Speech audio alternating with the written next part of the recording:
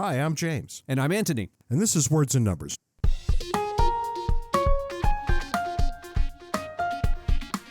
This week, Josh Eckel and Tyler Harris join us. Josh is president and co-founder, and Tyler is executive director of Project Liberal. Project Liberal's mission is to advance the cause of a free and open society in which liberalism shapes the national discourse. And we need to underline here, when you say liberalism, you mean it in the old style, in ideology centered around human freedom.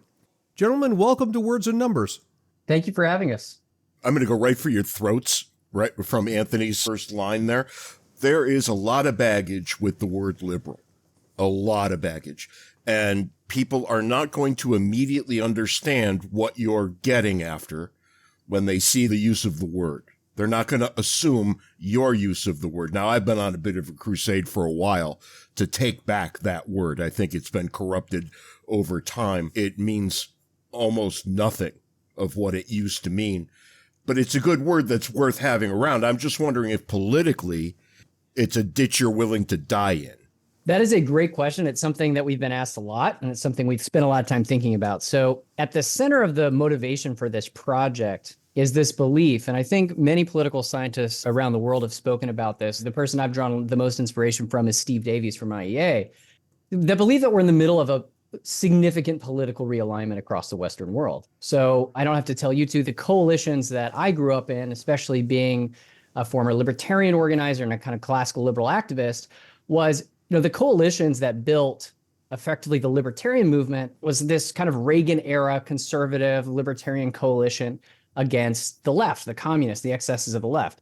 So what Steve Davies articulates is that we're in the middle of a massive shift of coalitions, and the newly forming coalitions that are effectively going to make up the political dividing lines for the next 50 years is effectively a cosmopolitan liberal coalition, kind of in the traditional sense, versus kind of an authoritarian populist coalition.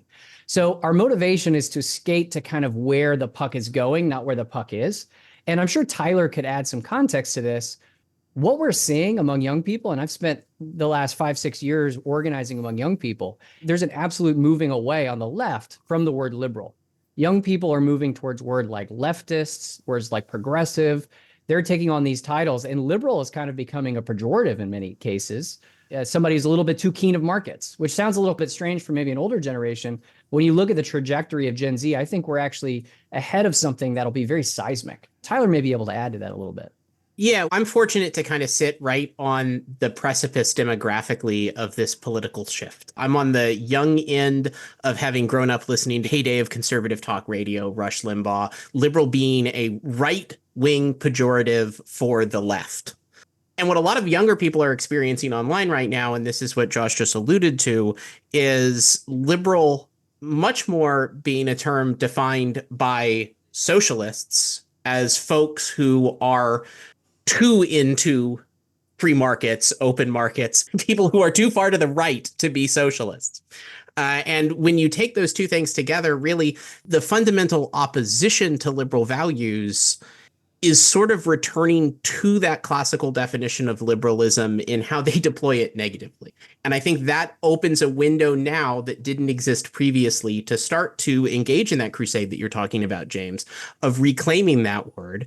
You don't reclaim it by not using it. You don't reclaim it by running from it. I think you embrace it. And a big part of what's at the core of what Project Liberal is trying to accomplish is to build positive identity around that word so that liberals can start to coalesce around a self-concept of liberalism outside of that context of sort of being defined by our enemies. And I think the opportunity for that now is singular. I sort of agree with you. I don't think we could have a Project Liberal 10 years ago, but I think that window's opening and we're trying to go through it. I've been observing this shift in the term.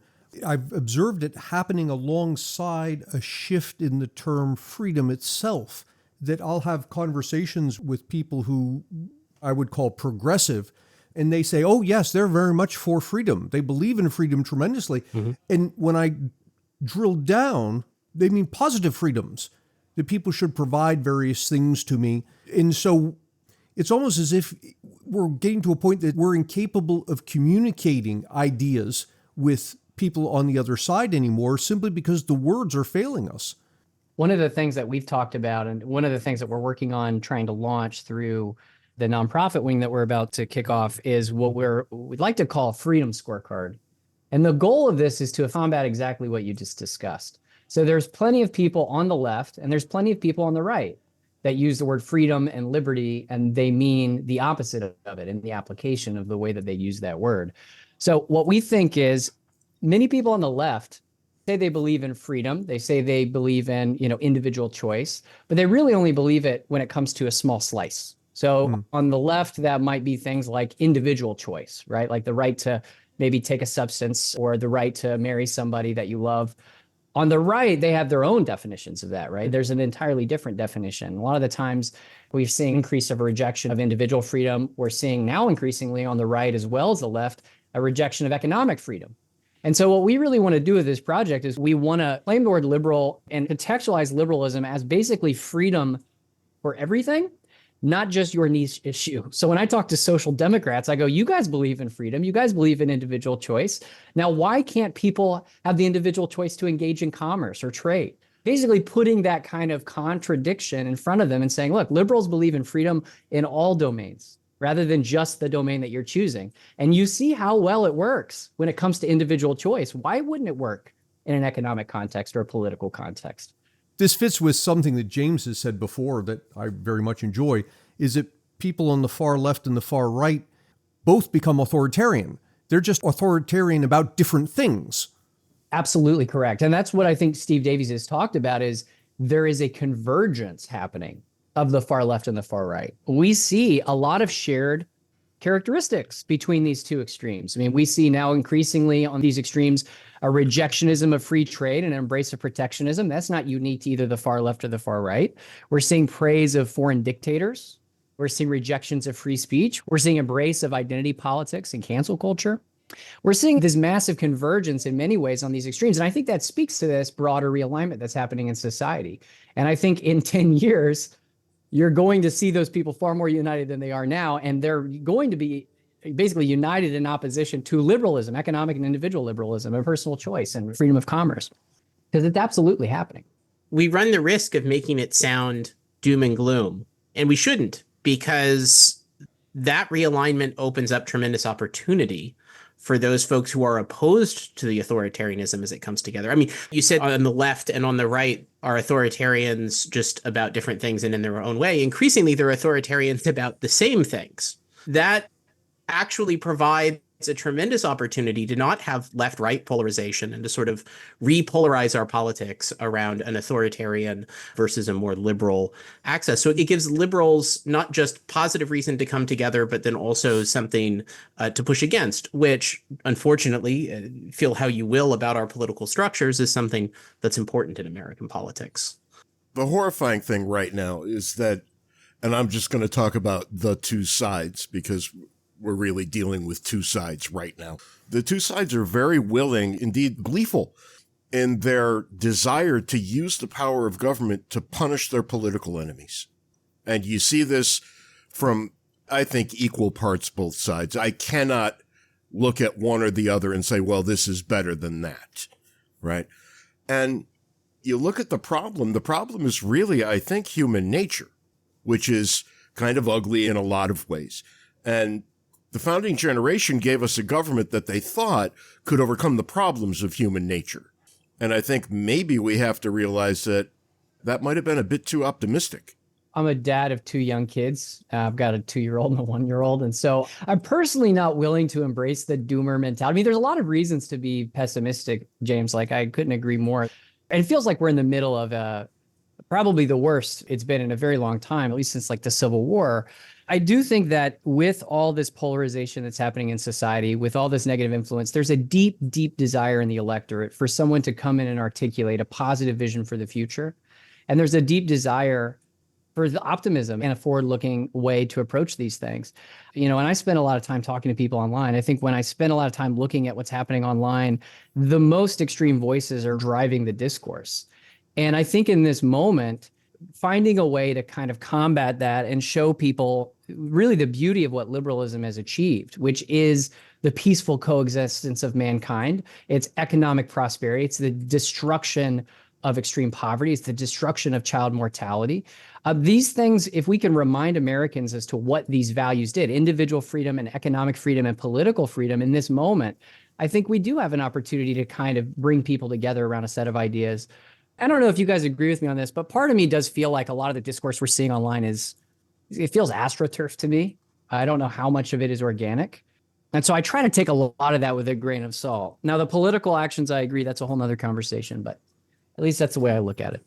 I've experienced, I'm sure James has as well, something similar, that people in the extremes drive the conversation online. I think that comes about largely because they are just rude and obnoxious. So anyone who's coming there to weigh the sides, to engage in a serious conversation, is going to immediately leave. And the only thing you're left with are the extremes. Whichever one happens to be louder, that's the one that you'll see. And that's what the algorithm incentivizes too. Let me push back on that a little bit, Ant, because we've got a group of people on either side of the political divide whose goal it is to jail the other side. Well, all right, by your estimation, we should all be kind of shrugging our shoulders and not paying attention to that. But every time one of them says something about it, millions of people stand up and cheer, and then tens of millions of people go out and vote. That's a little worrisome. It is worrisome. And what I see as one of the biggest unsolved challenges, and I'll raise it as a question at my own peril because I don't know the solution, is adapting the human condition to a social media landscape.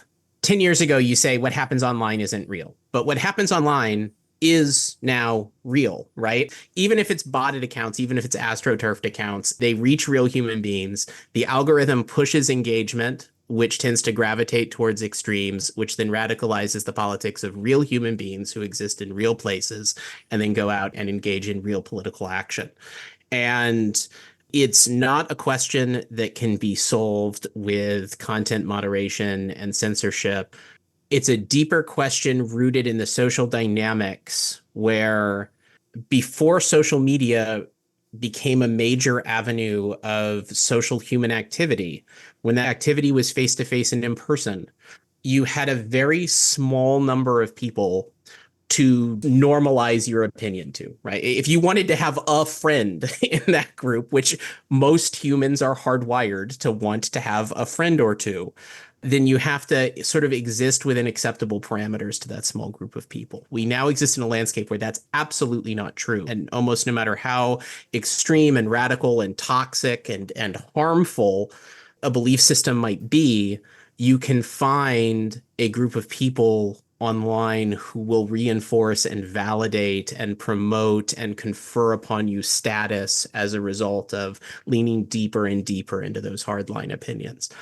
I don't know how we fix that social dynamic. It's something that we, as a human race, we're going to have to crack this and figure out how to build a culture that motivates people towards decency instead of away from it in this landscape that's just so new we haven't gotten there yet. All right, let me make this a little more difficult for you, because the idea of liberalism, there are really, I think, two central tenets to political liberalism. The first is maximum freedom under the rule of law. People should be able to do as much as they can possibly be allowed to do without bringing harm to others. And second, some sort of fiscal responsibility or sanity, right, where you live within your means, pure and simple, no deviation. Okay, those are very unpopular things right now. And the phrase you used, I think, was telling. You said adapt human nature, something along those lines. Anyway, I don't want to do harm to what you said, but it was along those lines. Then I would say you probably can't adapt human nature, right? Human nature is what it is. How do you start bringing liberalism back into vogue when the first thing people are going to have to realize is that in order to get the good things that liberalism brings, you're going to have to give up some of these short-term things that you think you want. You don't lead with the bad news. No, that's right. I'm going to crib a little from Francis Fukuyama and suggest that another unifying concept of liberalism is the centering of individual human dignity. And that's not an unpopular. That's not something that is difficult to sell. It doesn't quite sell itself anymore. There's plenty of people who will push back, but that's a hill that is good ground to fight on. And I think showing how liberalism grows organically from that characteristic, which is unique to liberalism as a philosophy, that it takes that dignity of you as an individual human being, takes it outside of any external context required to validate or affirm it, and places it right at the center of what it's trying to achieve. I think that is singular to liberalism. I think that's the strongest selling point of liberalism. And I think that's where you start to build a culture around people starting to see liberalism as something that's positive, starting to see liberalism in themselves, and starting to self-identify. Because again, liberals can't come together as anything if we can't build some sort of common cultural acceptance that we are liberals. What I have observed is any time you get 2 or 3 liberals in a room, rather than coming together, they immediately start arguing about who the true liberal is. And the other ones are just authoritarians in drag. Liberalism cannot be a point, right? A point is infinitely small in every dimension, right? It can't be a point. Liberalism has to be a plane, right? And we can exist on the plane of liberalism. I think it's important to build a concept. This is perhaps a beneficial jumping off point from sort of traditional US-centric political jargon that might define that point in terms of thinking about libertarianism, which is a word with its own coding and its own bag. By embracing a sort of broader feeling term, at least to most people in the United States, because it has international connotations. It's a little less nebulous. I don't think there's quite as much of a tendency to try to define it down to the single point of the one true set of all liberal values. And we can just view ourselves as liberals applying a value system centered around human dignity to trying to solve our social and political problems together. And that shared value can be the unifier. You can put 2 liberals in a room and get 3 answers on any given policy application of that, but we can come together in our shared sense of liberalism and be able to push back against those authoritarian forces that you identified. That's not easy to unify those groups. And Tyler and I've spent our time for the last 10 years in libertarian organizing. It's not much different than herding cats. And that's the same nature with liberals. I mean, I think libertarianism is effectively radical liberalism. That's the way I like to describe it. That's, I think, what David Bose described it as. And so it's definitely not an easy journey, but I think the moment is now. Well, I mean, there was a time when both major American political parties were liberal parties. Yes. And I would submit that neither of them at this point is a liberal party. So how do you turn a ship around like that? I'd suggest that part of the reason we're in this situation we're in of having liberalism as sort of a jump ball where there's not this American cultural identity around being a political liberal actually means is because both parties were liberal parties for so long. It became this thing that was sort of taken for granted. We can argue, of course, we accept the fundamental institutions of liberal democracy. Of course, we center your individual dignity. Of course, we recognize all those things it says in the Declaration of Independence and in the Bill of Rights.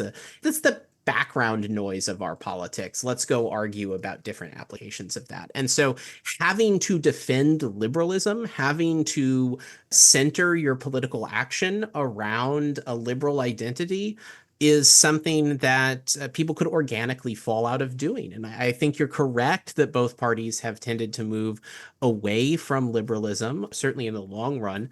And I think that it's what opens the opportunity for something like a liberal rallying cry to make any sense at all. It almost feels to me like maybe this started when the Soviet Union collapsed. I'm not exactly sure when this started, but it feels like liberals have lost their ability to argue positively in favor of their values because there hasn't been a real significant threat like we've seen over the last couple of years. So you anticipated my next question perfectly. Yeah. When did it all go wrong? And you, Josh, started off by referring longingly to the Reagan years. And if there's one thing that I have noticed in the last, 8 or 10 years or so, on the libertarian side, is that Reagan is by and large a villain now. And yet he was almost singularly responsible for bringing an end to the Cold War, Yeah. one of the greatest evils of my lifetime. Yeah. It almost feels like to me, Reagan, and maybe that's in the libertarian movement. I feel like broadly, though, in broader society, Reagan's actually getting almost a rehabilitation tour. Do you guys have this like in a good way? I do get the sense, for reasons that both of you, I think, brought up earlier, he was happy. He was smiling. The best time in the history of the American Republic was always tomorrow. Mm-hmm. There was always something better coming just around the corner for him. And I think we've really lost that sort of thing. And I'm sorry to have cut you off, but it was just too perfect. I want to push back on something Josh said. I'll paraphrase it. Liberals, by that I'm reading libertarians, can articulate their values. And I agree with you, they can, but I don't think that's the problem. The problem that I've observed is that they are too myopically focused on articulating their values, to the extent that when it comes down to practicalities, unable to compromise to pursue the less than perfect, which is possible, rather than the perfect, which is impossible. We were talking before we started recording with Tyler.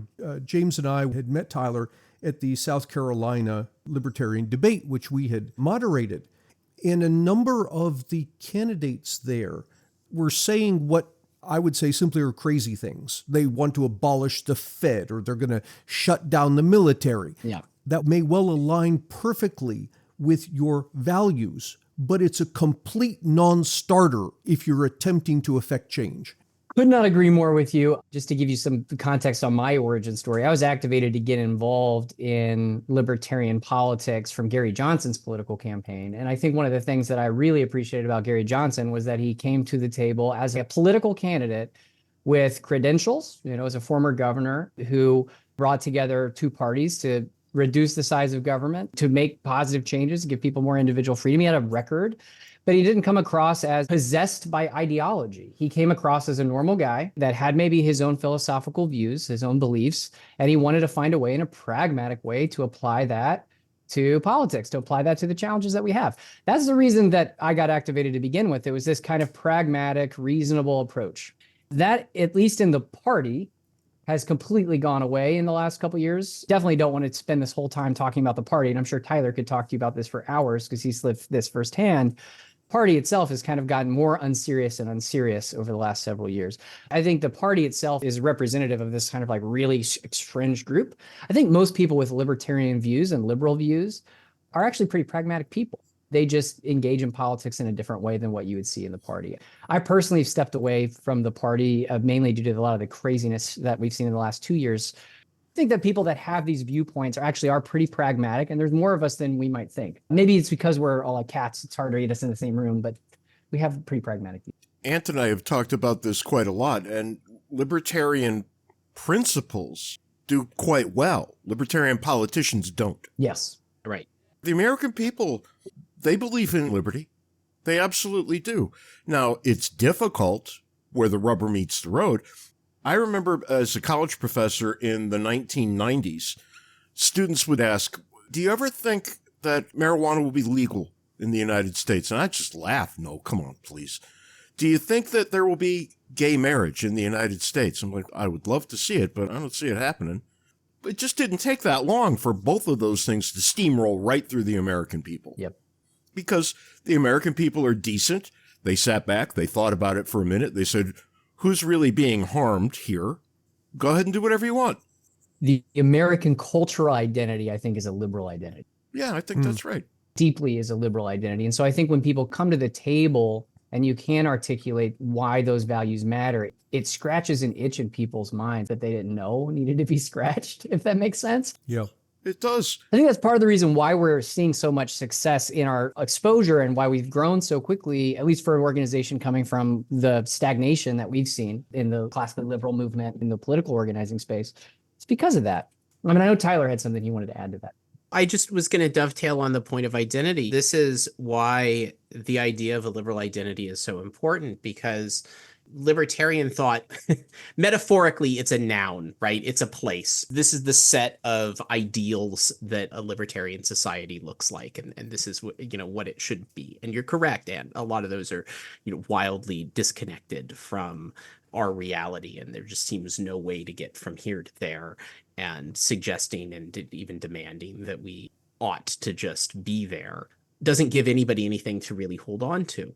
And I think liberalism, and to the extent that we build a shared liberal identity, it has to be descriptive. It has to be an adjective and not a noun. It's certainly not a proper noun, not a place name, but something that describes not just what we believe, but who and how we are.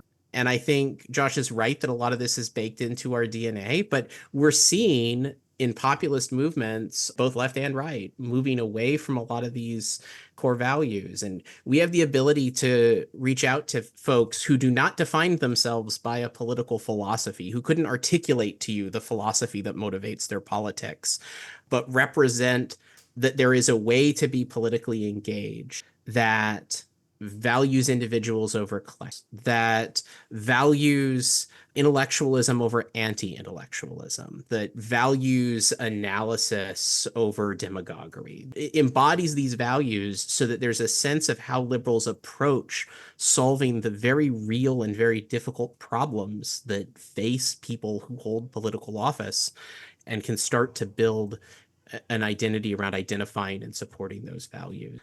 Rather than saying you have to meet this specific policy checklist, or where are you here, or, the only true liberal position on this issue or that issue is X, Y, or Z. We're bumping up against an interesting thing here, right? So politically, it seems like the inmates are in control of the asylum, but socially, it seems like the American people are probably every bit as rational as they've always been. So how do you bring these things into consonance? Tom Paine, hundreds of years ago, said that government is a curse and society is in every case a blessing. How is it that you bring society over government again, when for quite some time now, people have perceived it as government yields society? Or worse, that government equals society. Yeah. So I can speak to operationally the way that I'm thinking this will play out. Tyler might be able to add a little color to this, but that's the way that I think. So I don't have really any academic background. I'm kind of a tactician and an organizer. So the way that I look at this is, the first step to this is we need to bring the liberal identity back. We need to remind people what it means, and we need to remind people of the values that it stands for, and give somebody a unifying nexus to come together. Then the second step, the way that we see it, is now that we've got this building and growing coalition around these shared values, these values that I think many people will resonate with, we'd like to launch, and this is the first real campaign that we're working on getting off the ground, is a ranking system that looks at candidates across the political spectrum. We don't want to do this in a way that's partisan. We don't want to do this in a way that's biased towards one side or the other. That looks at candidates' broad commitment to liberal principles in the aggregate, that's economic freedom, political freedom, and individual freedom, and ranks those individuals in a very transparent way on what is their broad commitment to those values. Our vision of this is to look not only like what other scorecards or ranking systems do at their votes in Congress, but also look at the things that they're talking about, the things that they represent publicly. Because a lot of the times, you can undermine liberal values, because cultural liberalism is a component of liberalism, right? You can be undermining liberal values without even casting a vote. And so we think that, interestingly enough, because of the advent of AI, we have the ability to create models where we can absorb, and we're working with a firm to do this, to try to absorb thousands of public statements and remarks to kind of take that information and contextualize it and put it in front of people in a very transparent way.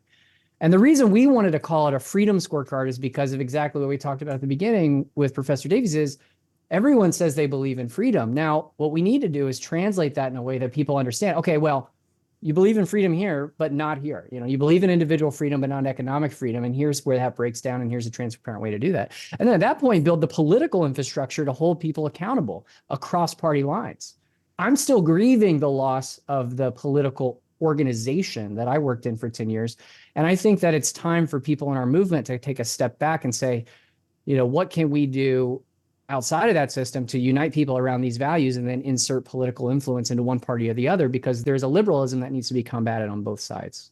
And that's from the tactician answer, maybe. I don't know if that answers your question, but That's the way that we're looking at it and trying to solve the problem in the coming years. That's a tactical answer, so maybe I'll make a risky attempt at a strategic answer. Political realignment is happening, right? We're not causing it. We don't need to be the one in it. That's happening in this country. To the extent that there's a line from Game of Thrones that chaos is a ladder, the fact that there is turmoil in our politics now makes it all the more valuable to try to create a sense of polarity around liberalism.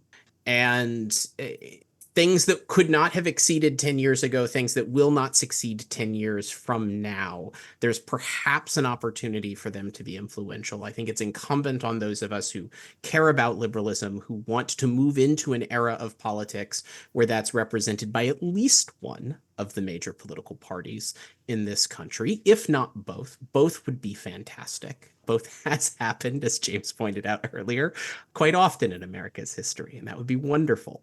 The time is now to sort of do what we can to lean on trajectory. I don't think anybody can guarantee success in such a thing. I think that making a concerted effort is necessary, and whether it's sufficient, I think history can bear out. But, politics is sort of a process of taking those necessary steps and hoping that the tide of history moves. And just a brief addition to that, political realignments really only happen twice a century. Right? And they're always chaotic and they're always tumultuous. There's an opportunity in this moment for classical liberals, people with a broad commitment to these values, I think, to lead a movement unlike any opportunity that we've seen since the formation of this movement, really the formation of what we would call legacy libertarian movement that we've seen in half a century. So I think it's an unprecedented opportunity. Well, guys, God help me, you've actually been thoughtful, introspective, charitable, decent. There's no way this is going to work, is there? Those sound like liberal values to me. It kind of does. If people would like to learn more, how can they do that? They can go to projectliberal.org. They can sign up for our mailing list on the homepage there. They can become a member at projectliberal.org/member, or follow us wherever you find social media, wherever you consume the stream of doomerism nowadays at Project Liberal on most platforms. This is excellent. Thank you, gentlemen. Thank you both. And that's all the time we've got this week on Words and Numbers. Until next time, send us email, wordsandnumberspodcast@gmail.com. Try to be nice to one person who doesn't deserve it. Till next week, can't take it easy. See you next week, James.